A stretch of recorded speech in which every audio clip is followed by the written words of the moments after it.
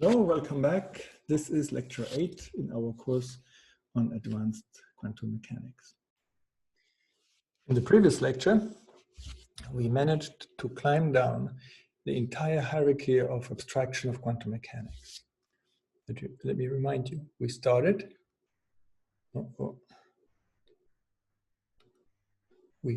with an abstract Hamiltonian. Here we go. H hat of x and p. Then we used the Poisson bracket to obtain the differential equations of motion, the canonical commutation relations, and the hermiticity condition. Then we used tricks, for example,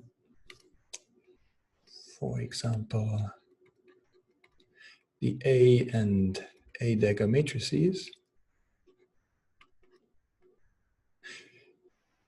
to actually solve these differential equations and other conditions to obtain these solutions, which were then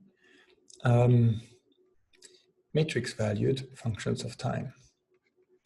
P hat I of t, and similarly any f hat of the x and the p, where f hat is any polynomial in the x and the p.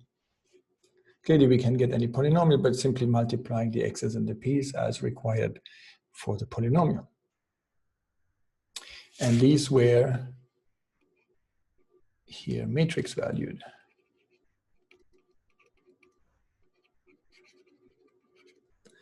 Functions. Then we said, okay, but how do we get predictions? Well, and here we employed the choice of a vector. We choose a vector psi. And this is effectively implementing initial conditions. So I'm writing here, according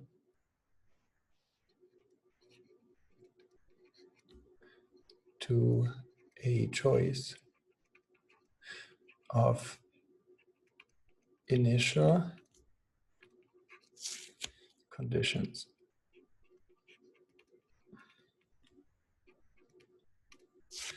And what we then obtained was, for example, x bar of t, but also p bar of t. Of course, these guys can carry indices.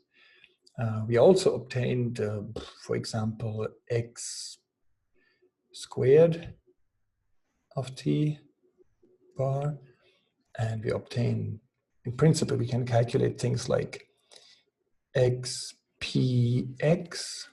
bar. All of these depend on t. I'm just not spelling out the time dependence here, etc. And finally, the f of t bar for any polynomial f in the x and the p. Namely, we boil down a matrix valued solution, such as x hat of t, to a number value prediction for a position by doing this. Namely, we say that x bar of t is equal to, and we were led to this by the requirement that the prediction needs to be choice of bases in the vector space independent, obviously. And so we had that this is the sum of psi star I, and then the matrix x hat of t, indices I and j, and then psi j, we sum over all I and j.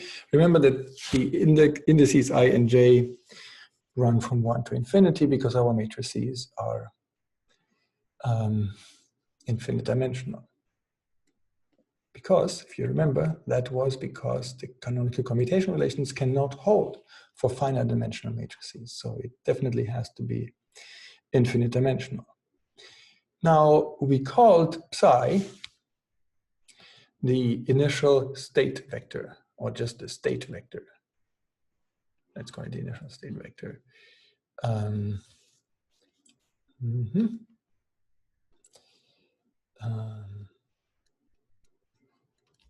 Definition.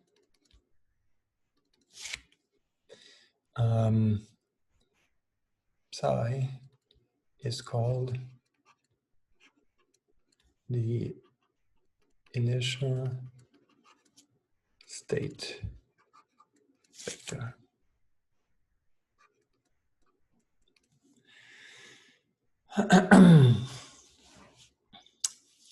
So, for example,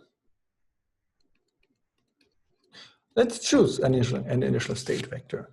Let's say we choose psi to be, psi1, psi2, etc., components. And let's say that these components are 1/5, and then the components are 4 and 3i, and then all the rest are 0, let's say. Remember that from the previous lecture, that we can always choose our initial state vector to be normalized, to have length 1. What matters for an initial state vector is not its length, but its direction in the vector space. So check the normalization. Well, what we need to check is the length of psi, and that is the sum over I, or let's call it n, and then it's psi star n, psi n, and this then is 1. You can check that for yourself, that this really comes out this way. Okay, so we have a normalized vector, initial state vector. Now, in what sense is it imposing initial conditions? Remember, in principle, we're doing here something that's very similar to what we do in classical mechanics too. In classical mechanics, we have equations of motion, such as Newton's equations, F equal ma, and more complicated versions of that, when the apparatus or experiment is very complicated. And then we solve these differential equations of motion, but then we are not done. We still have to fix initial conditions, like the initial position and the initial momentum. And then, once we have that, then the solution is completely fixed and all the predictions can be made. Here, in quantum mechanics, we see something very similar. We solved, in principle, we know what we have to do. We have to solve the equations of motion, canonical commutation relations, and Hermitistic condition, and then we get these matrix-valued functions of time as the solutions of the differential equation. But at that point, we have had no chance yet to implement where and with what momentum the experiment starts. If, for example, this is the quantum mechanics of an electron, we have not had a chance yet to specify where and with what momentum the electron starts its motion. This is where the vector psi comes in. And we choose an arbitrary vector here, normalized, the initial state vector, and then that fixes the initial position and the initial momentum of our electron. But there is much more to it than what I just said. It's much more rich than it is in classical mechanics. So let's see. Let's ask which initial conditions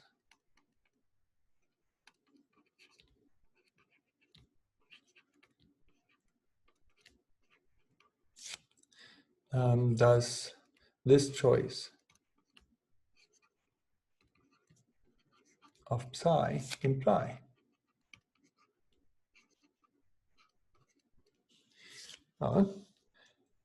We can assume, that we have solved the equations of motion, the canonical commutation relations, and the hermiticity condition.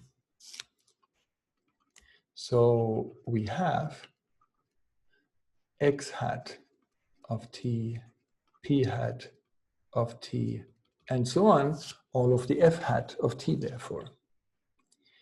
Well then,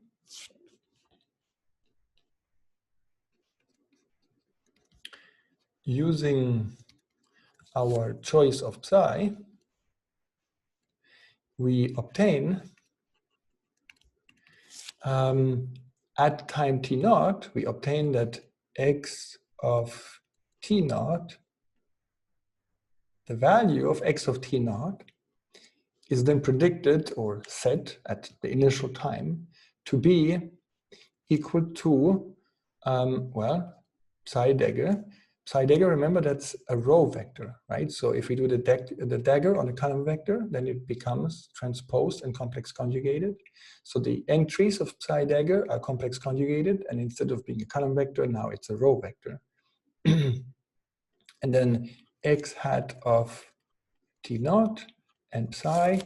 Now, let me write this in the more familiar notation that we used to have, namely spelling out all of the components. Then it is simply psi star I x hat of t naught, which is a matrix, and then it has indices I and j, and then psi j.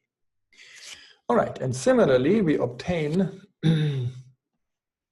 also values for, we can also find out what the initial condition is now for the momentum. So the momentum is then psi dagger p hat of t naught psi.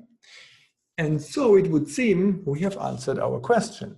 Just like in classical mechanics, you need to fix the initial position and initial momentum in order to then determine what the future evolution of the system is. Here too, we made our choice for psi.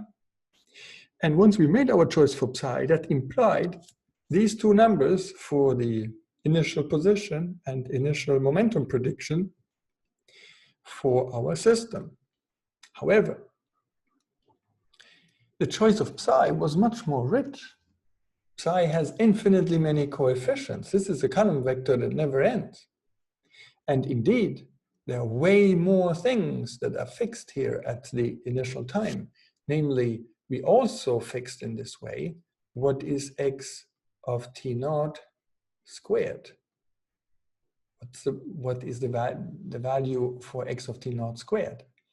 Namely, that would be psi dagger and then x hat of t naught squared as a matrix squared and then psi. And similarly, x to the power of 27, p to the third, and x to the power 27. Remember, this is a Hermitian combination.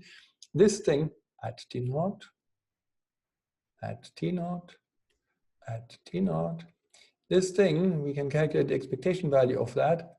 This too is already specified by specifying psi.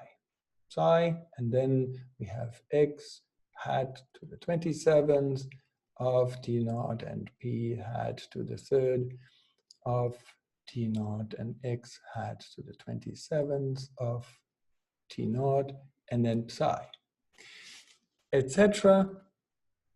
Indeed, for any polynomial in the x and the p's, f of t naught is predicted in this way as psi hat I, oh, no, let's do it without the indices. Okay, so it's psi, psi dagger and f hat of T naught m psi. Okay, so what we have is that we had an infinite number of choices when fixing psi.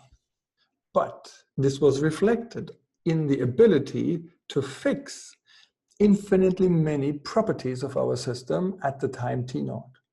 So unlike in classical mechanics, where we had two initial conditions per degree of freedom, like in 3 dimensions, we have 3 positions and 3 momenta. That's what I mean by degrees of freedom. So we have per degree of freedom, we have in classical mechanics 2 initial conditions.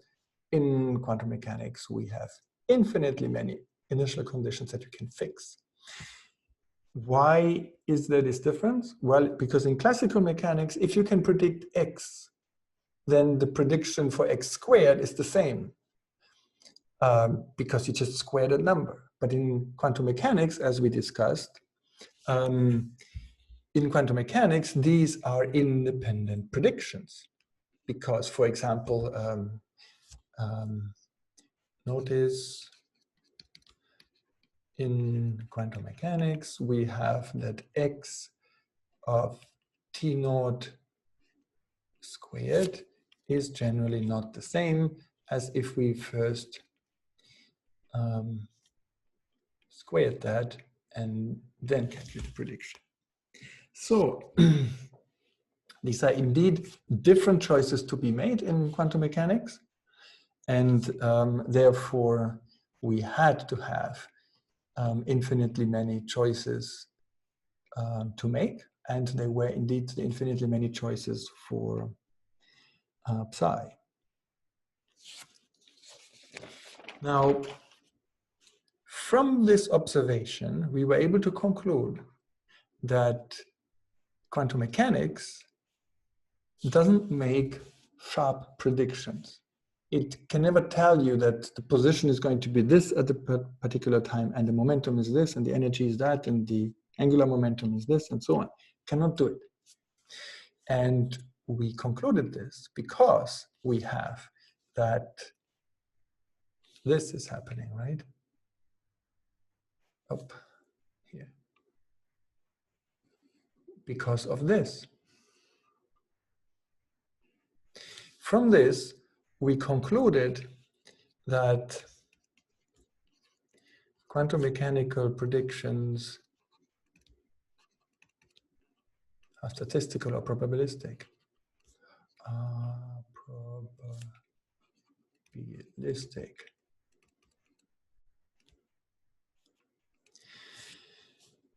Namely, the difference between those two terms is known.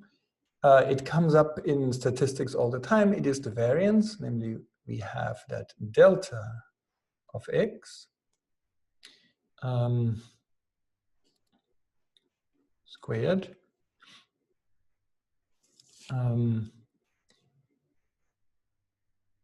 is equal to x squared bar minus x bar squared is the variance. And now let me remind you why it is the variance.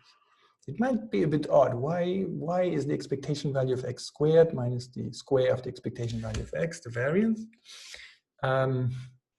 Let's go into statistics and calculate that. So why is this the variance? Okay, let me do a little calculation from statistics, where I will use the same notation as in quantum mechanics for the prediction, namely with the bar on top. Statistics. Okay, so in statistics, when we have some random variable, it may be a quantum mechanical one, but it could also be just any random variable. In statistics, we have that the variance of a random variable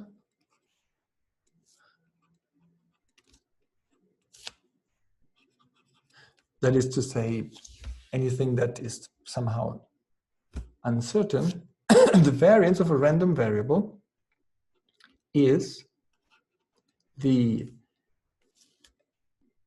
average squared deviation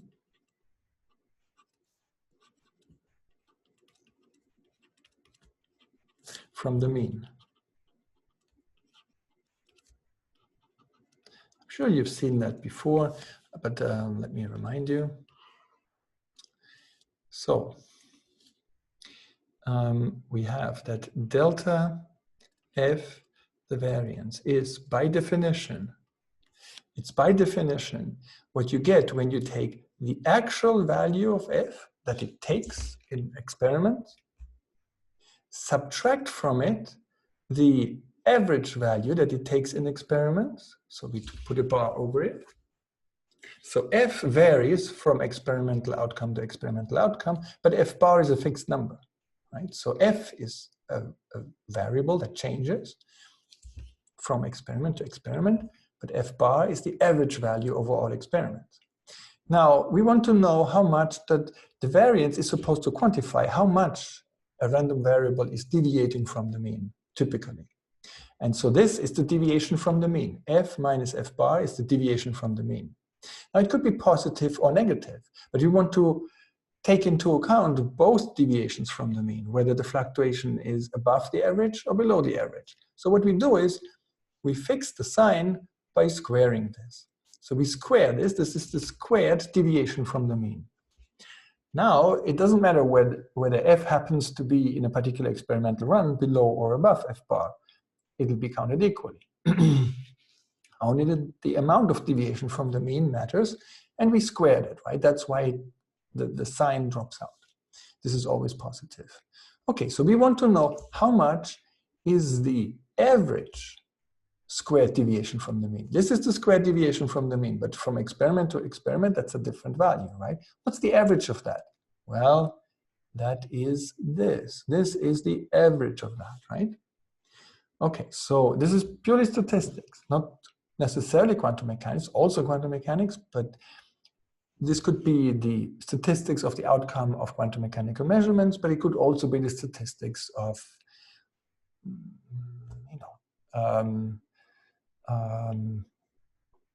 gambling in Las Vegas.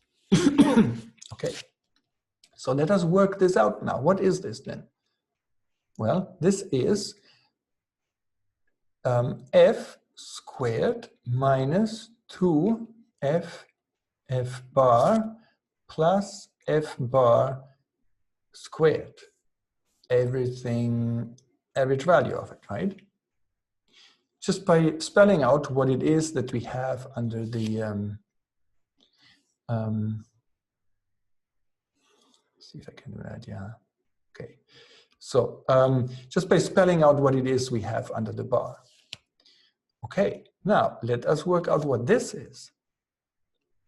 So this then is f squared bar, because taking the mean value is an additive operation. So it's the mean value of f squared, mean value of this term, plus mean value of this term. So then minus 2, and then it's the mean value of f bar. Okay, and then plus f bar squared and the mean value of that. Now, what is this? Well, the first term is obviously the mean value of f squared. And the second term is minus 2.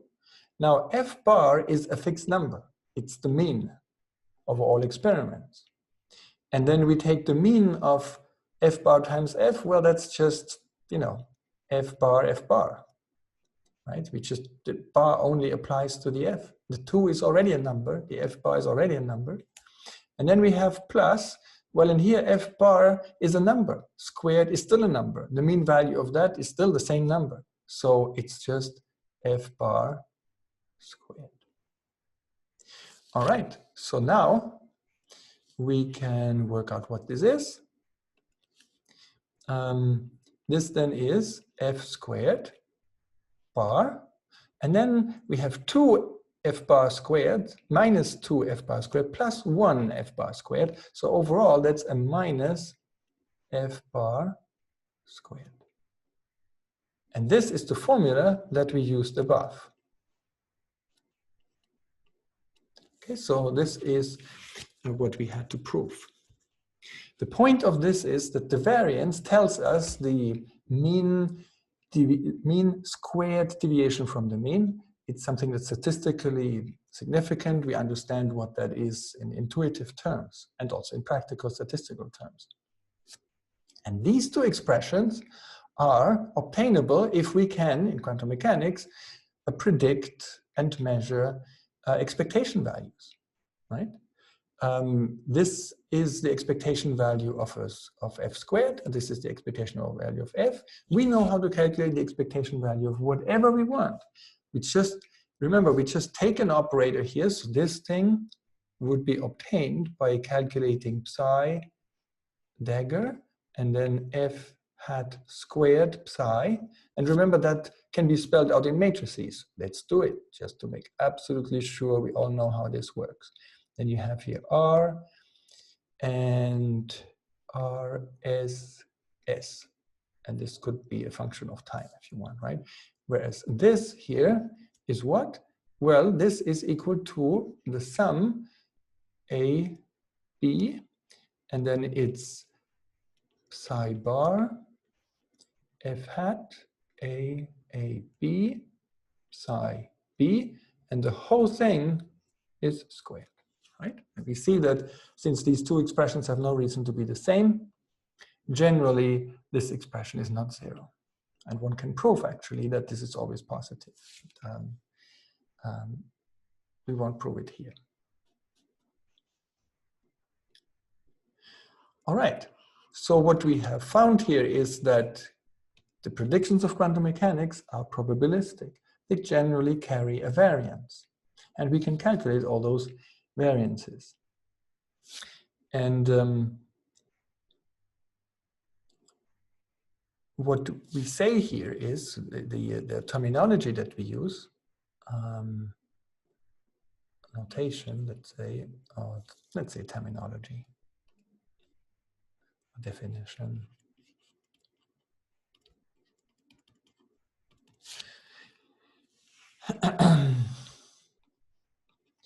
In quantum mechanics, f bar of t is the prediction for the mean value, so the average, the arithmetic mean, the mean value of the outcome of measurements of f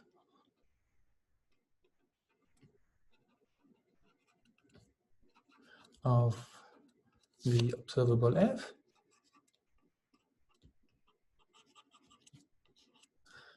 hat of t at t, or at time t, over infinitely many repetitions of the experiment.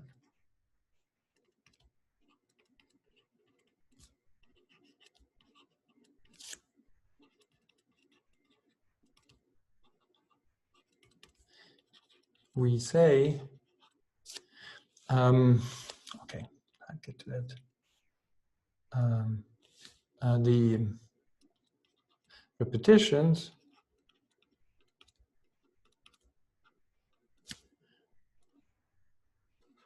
could be sequentially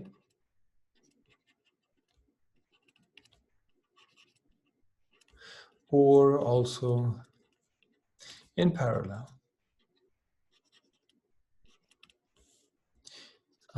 We call the repetitions, the set of repetitions, an ensemble.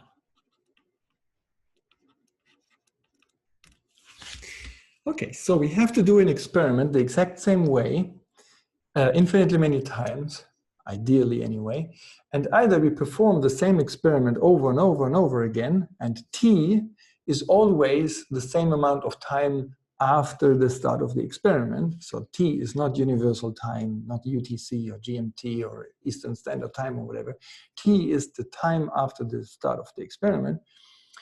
So you do the experiment over and over and over and over and over again, and then measure your observable f hat at time t, of measurement time t, and then calculate the, take the mean value of that. That's what we're predicting here. Or alternatively, you can also blow your budget by building the same experiment many times in parallel, and then run them all in parallel. So start them at the same time, like thousands of experiments, and start them at the same time, stop them all at the same time t, and then take the mean value. So quantum mechanics doesn't care whether you do these experiments, independent experiments in parallel, or you do the same experiment over and over again. All right, so that's the prediction, but remember, and this is the last time I'm making this point, but it's really an important point, recall, if f hat of t is an observable, so i.e. f hat of t dagger is equal to f hat of t, there's no naught here, then also f hat of t squared is an observable. If f hat is Hermitian, then f hat squared is also Hermitian. That's easy to check. But this means, therefore, we can always predict in quantum mechanics, in QM, f bar of t, and also f of t squared bar, and therefore quantum mechanics always also predicts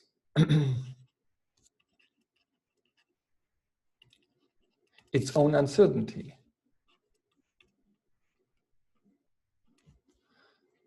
Uncertainty delta f squared, which is f squared of t bar minus f of t bar squared. Okay, so quantum mechanics not only predicts the outcomes of measurements, but also predicts the spread around the mean value. And not just the square, but also the third power, the fourth power, and so it actually predicts the entire probability distribution as it turns out. You remember, of course, that delta f is not delta f is called the standard deviation.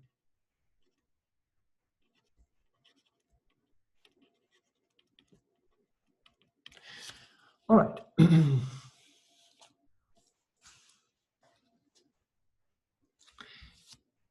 Now, at this point,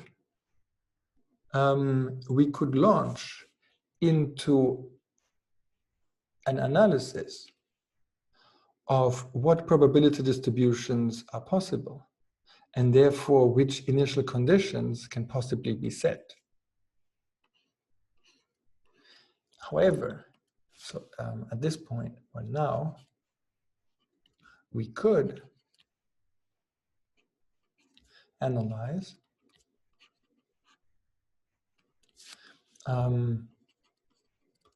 which probability distributions are possible,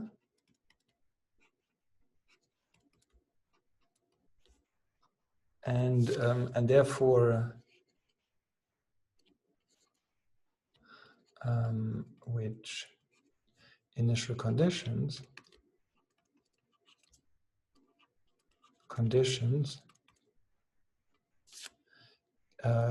can be chosen by choosing psi,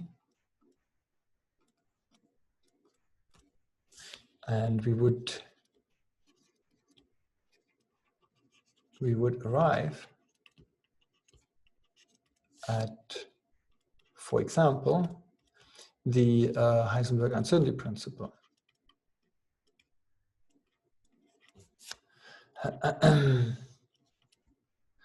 Oh, this is really hard to read. So sorry about this. As I said, it's like writing in the dark. Heisenberg uncertainty principle.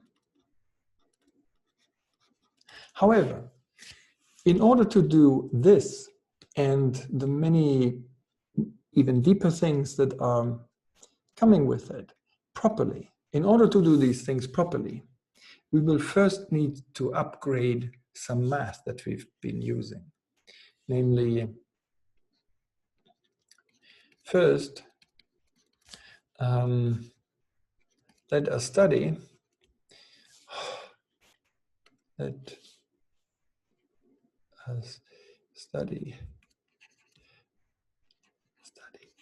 the vector spaces.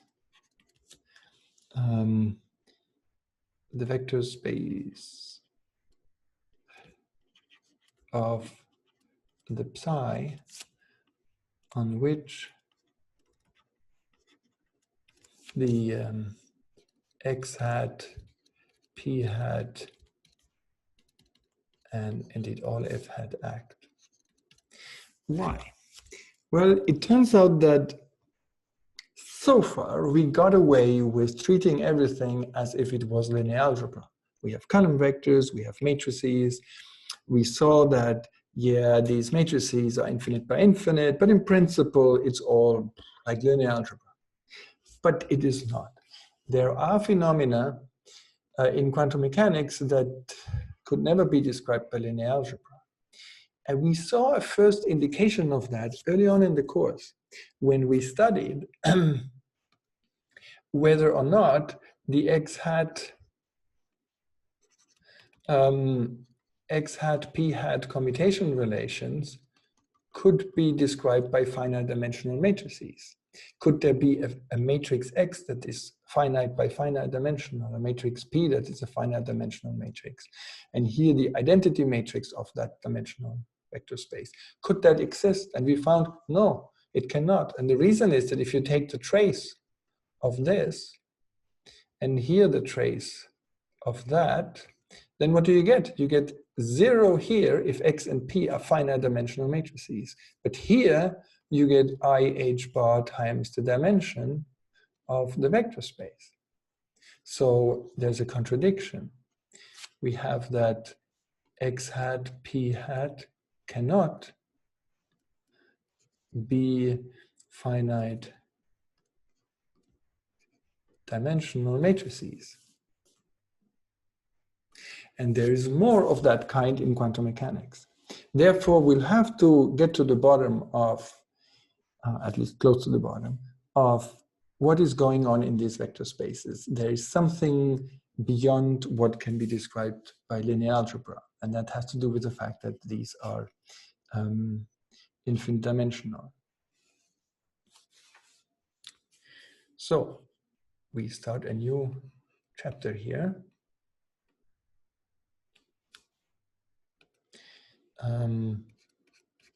The Hilbert space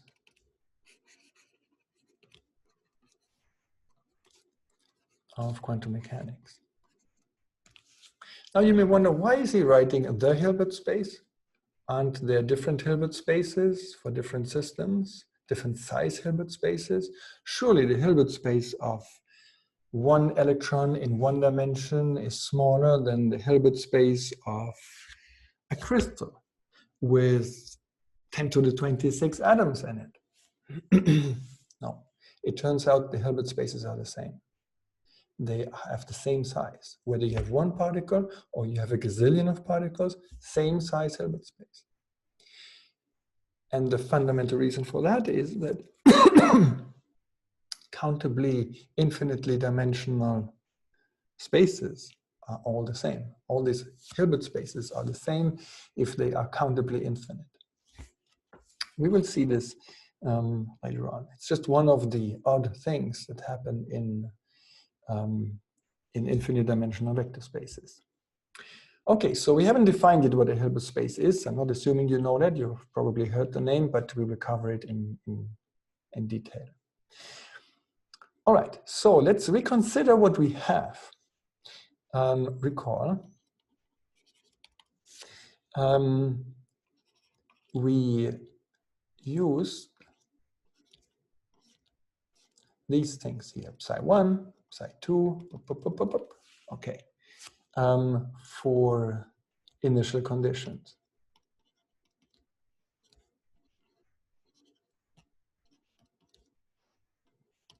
Okay. Now, the psi I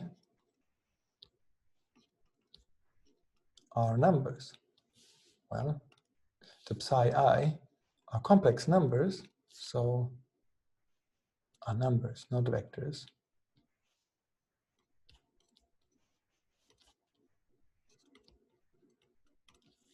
And they are the coefficients of a true vector in a basis. So the psi I are the coefficients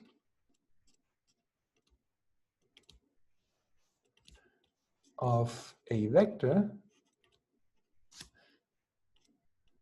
in a basis. Right? Once you choose a basis in a vector space, then every vector can be described as a linear combination. And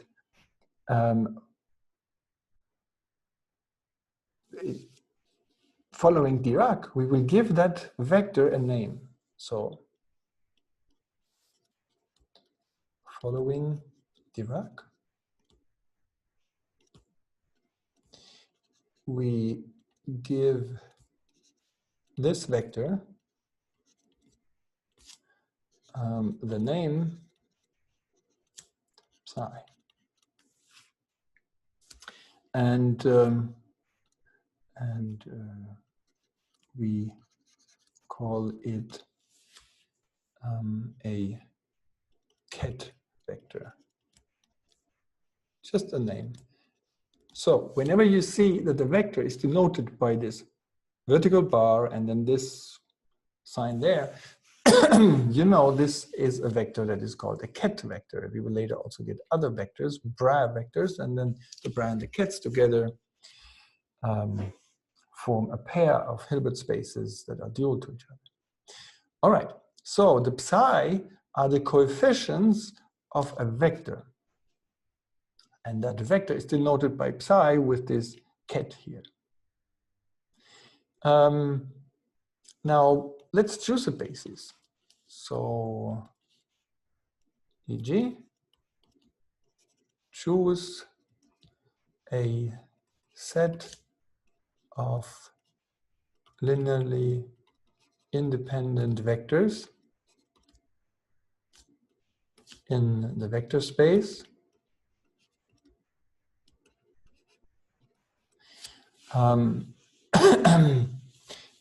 Let's call them BI.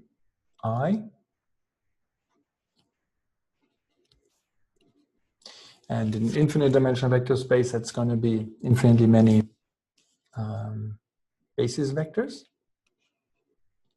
Then, for each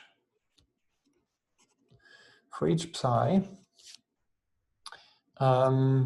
we have that psi is some linear combination of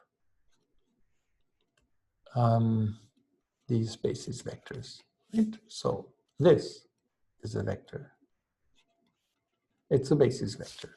That is a vector.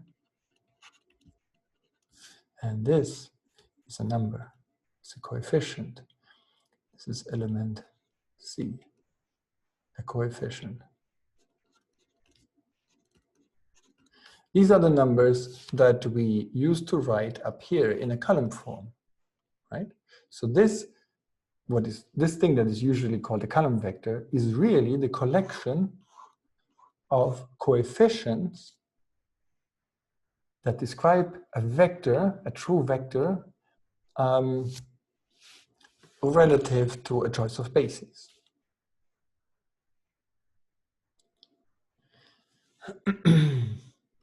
We say, so definition,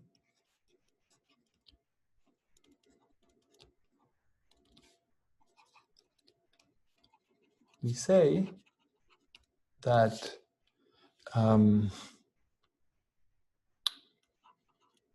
the coefficients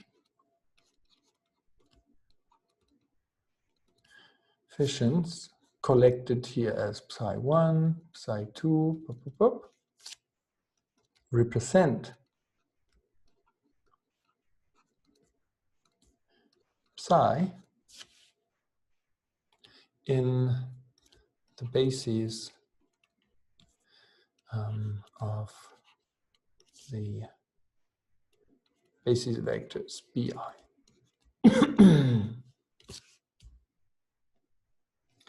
Now, later in this course and in practice, when you do quantum mechanics, you will very often find it useful to change bases, because some bases are convenient for one thing, some bases are convenient for another thing.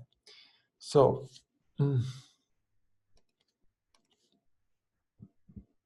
often one chooses other bases.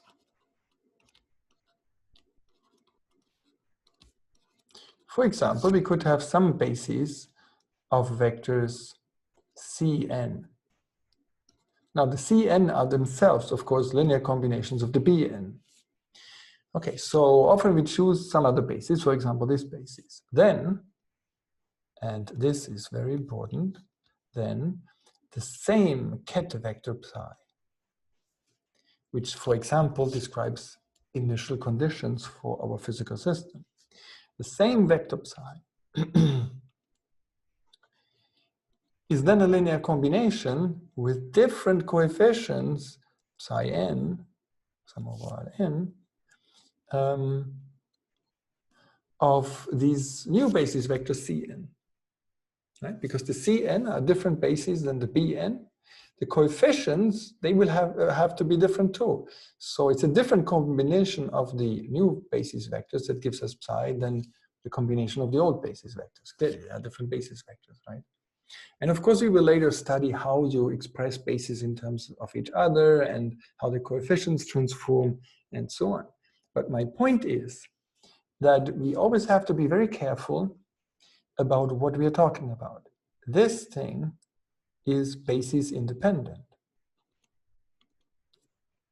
This is the actual physics here. Choosing a ket vector psi is to choose initial conditions, irrespective of the bases. Now, in practice, of course, we usually choose a basis for convenience. So we choose the Bn's or we choose the Cn's, and then we choose these coefficients, and in this way, we specify what our abstract vector psi really is, what the physics is. So remember that the choice of basis vectors is our choice. The choice of these coefficients depends on what basis vectors we chose. But this is where the physics happens. This is a general principle of quantum mechanics, that quantum mechanical calculations are best understood when expressed directly in terms of the vectors and the linear maps that act on them, just like here on the left-hand side. Because these are unambiguously the physically relevant quantities, like psi is the state vector of the system. But at the same time, if we want to do actual concrete calculations, then it's often, almost always useful to introduce a particular basis. And then our vector psi will be represented by coefficients psi tilde. and then we work with those. This is perfectly legal, but we just have to keep in mind always that the values of these psi tilde are tied to our choice of basis C. If we choose a different basis, the same vector psi will be represented by different coefficients, right? So now psi is represented by the psi tilde 1, psi tilde 2,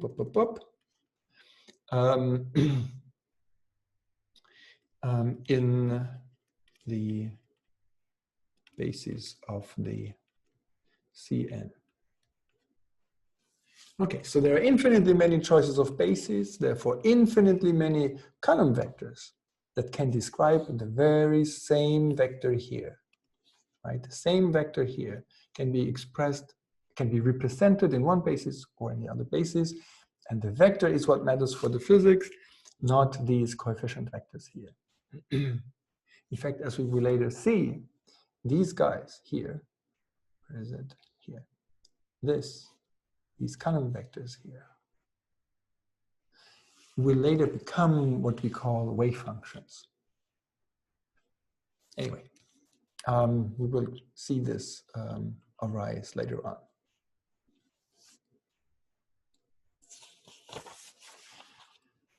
Now, what we've seen here is that vectors, such as state vectors that describe the initial conditions of a system, that these vectors can be represented by column vectors given a choice of bases. For every basis, we get a different set of coefficients of column vector there. Similarly, that applies to the linear maps of psi that act on the psi and map them into other vectors in the vector space. So what we have too is that similarly,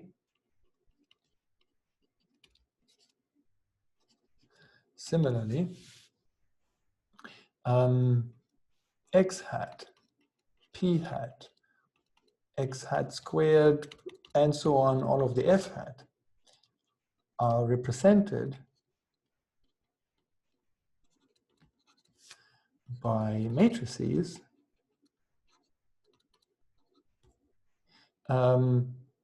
when given a basis.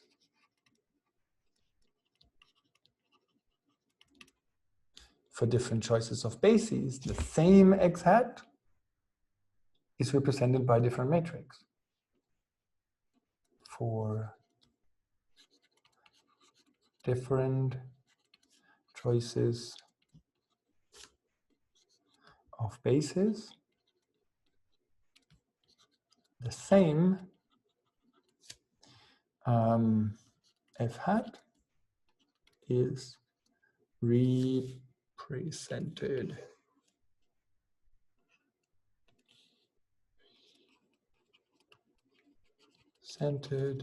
by different matrices. So we should not have the idea that when we calculate, as we did earlier, that x hat of t is this particular matrix with particular entries as functions of time, that this is the solution, this is x hat. When it's x hat in one basis, we could choose a different basis and then x hat would be represented by a different matrix. And the same is true, of course, for the momenta and all other observables. The matrices that represent them are always dependent on the choice of basis we make. But the physics is in the abstract linear map. X hat is a linear map, which maps vectors into vectors. And so is p hat, and so is f hat. These abstract linear maps, they contain the physics of what the position is, what the momentum is, and so on. And the matrices are just representations given a choice of a basis. Now, so far, what we said was pretty much like linear algebra.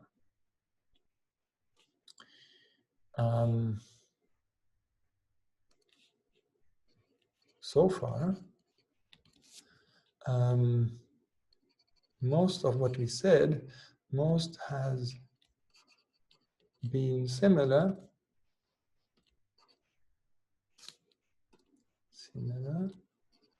to linear algebra. But, as I indicated earlier, in infinite dimensional vector spaces, as we have here, but in infinite dimensional vector spaces, there is extra structure.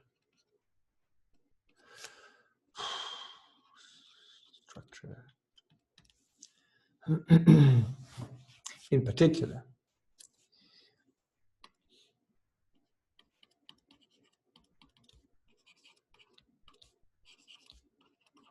we see that there are bases, and I'm using this term with quotation marks because there need to be some qualifiers attached to that. There are bases of the vector space, and I'm saying vector space because we haven't discussed yet what the Hilbert space is. There are bases of the vector space of states, of initial state vectors, right? The bases which are continuously labeled.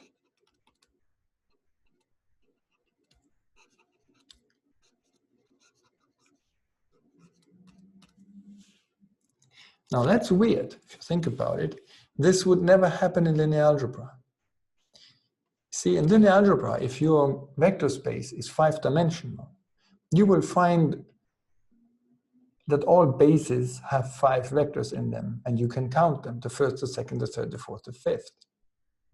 But what we have in quantum mechanics is that there are bases, let's call them with another label. We already used the B and the C, so let's call them D. And the label lambda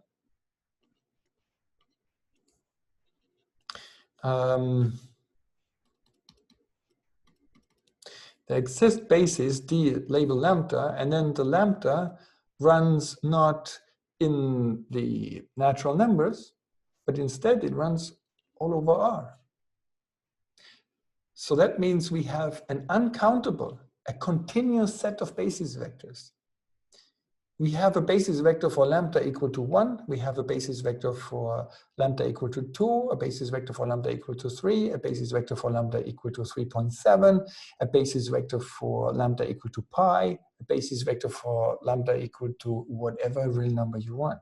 So we have a continuum of basis vectors here. Strictly speaking, the word basis shouldn't be used, and we will get to that later, but for practical purposes, that's the role that they will play. Now that changes everything, if you think about it, because it will mean that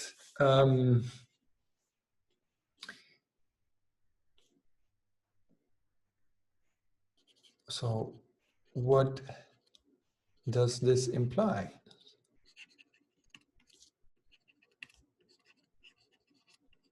Well, weird things. Sorry, we had that a state vector could be written as the sum over all n, coefficients n, and then the basis vectors bn when the basis vectors were countable. You know, the first, the second, the third. N equal 1, 2, 3, 4, etc., all the way to infinity. Now, we see we can also have that the same psi can be written as the integral, not the sum, But the integral over R of psi and then index lambda and then the d lambda. Isn't that weird? That's weird because it would seem that there's a different amount of information contained in the psi n in this discrete set of coefficients psi n and this uncountably infinite set of coefficients psi lambda. But it's actually the same amount of information, as we will later find out. For now, let me tell you that notation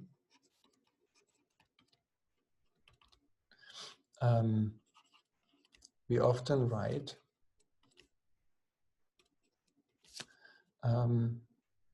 psi of lambda instead of psi subscript lambda.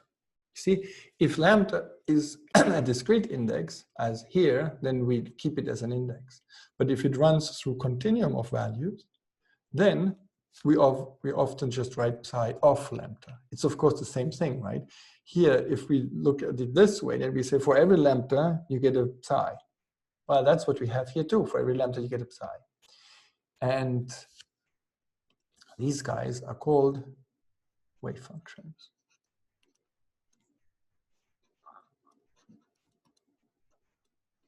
Okay, so what we have is that psi of lambda is the wave function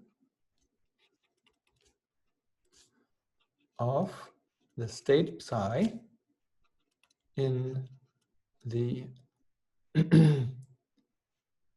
d lambda basis. And just to continue the terminology then, psi n is the wave function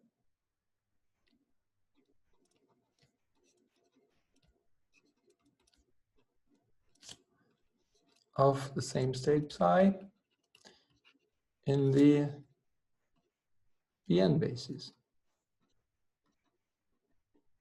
according to our definitions above,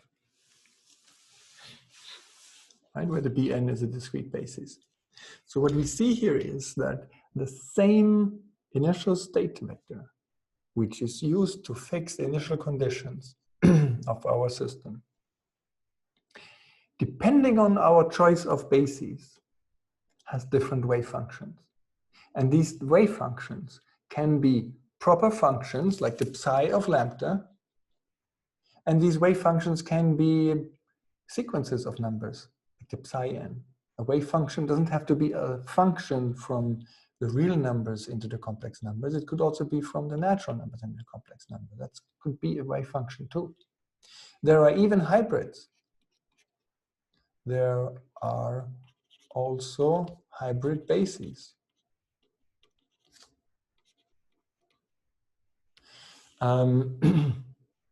Where you would have let's say,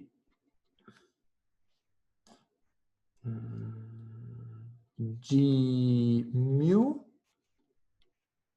and mu is an element of the set, I don't know, 3, 7, 5, union with R plus.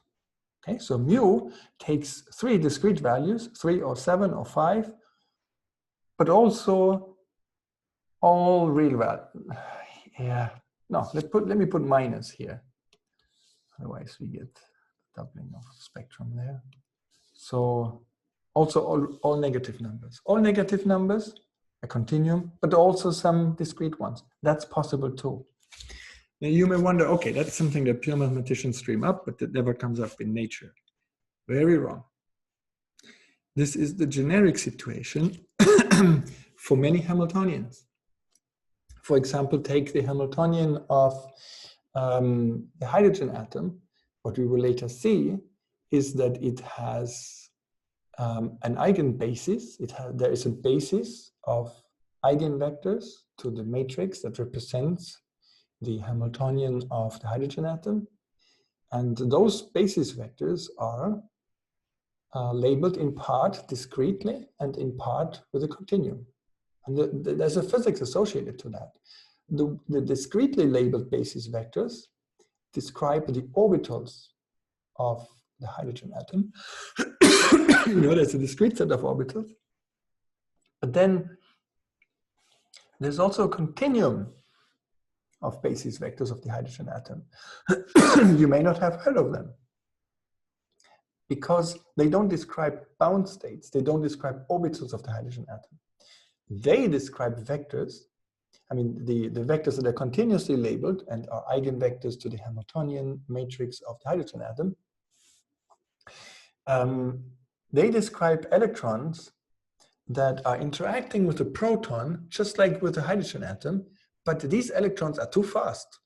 They come in from infinitely far away, and then they scatter off the proton, and then they go off into infinity again. These are so-called scattering states instead of bound states. And it's a general feature that bound states are labeled discretely, and scattering states are labeled continuously. That goes back to fundamental theorems in functional analysis. So this is not something weird.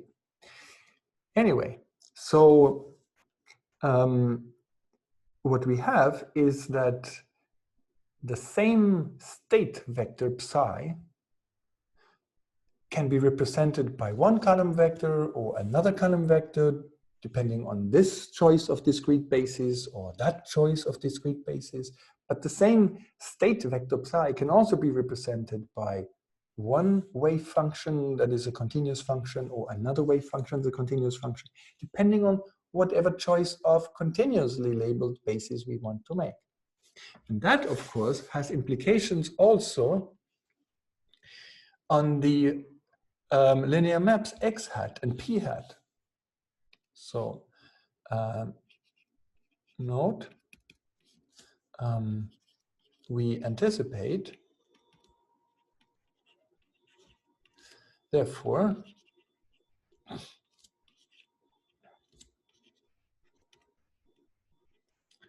that the linear maps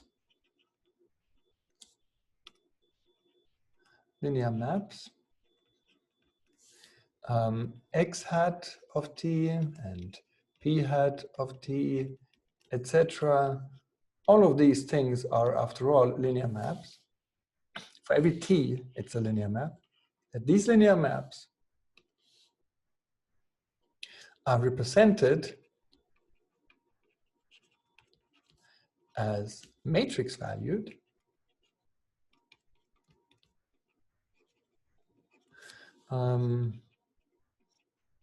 functions of time only if we choose a discretely labeled basis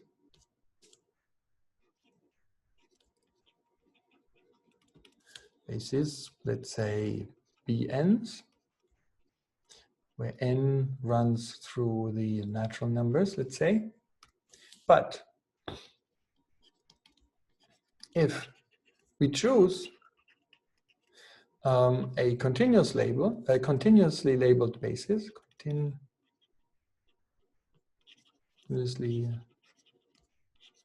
labeled basis, not a hybrid, but a fully continuously labeled basis.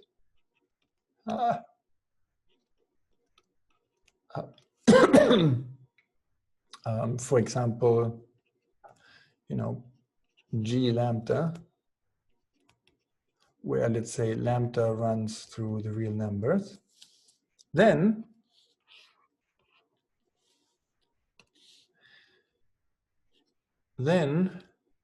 x hat, p hat, etc.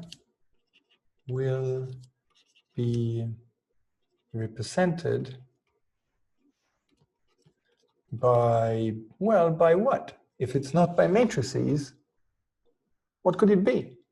Well, it's got to be, they got to be represented as linear maps from functions, namely these wave functions, into wave functions by linear maps of functions into functions.